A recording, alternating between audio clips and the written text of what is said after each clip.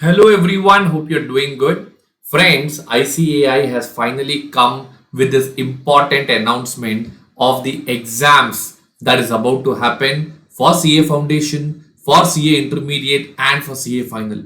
So friends, as they already have been discussing, CA Final in between they made it 3 attempts in 1 year. Now they have again brought it down to 2 attempts in 1 year.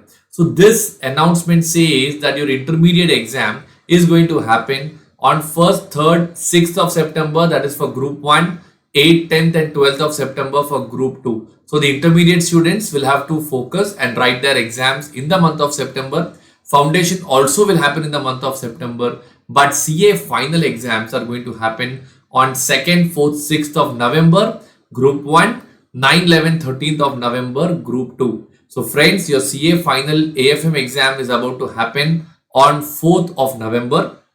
So those of you who are preparing for November 2026, you have good enough time to purchase some classes, learn it nicely, update yourself and write the exams in November.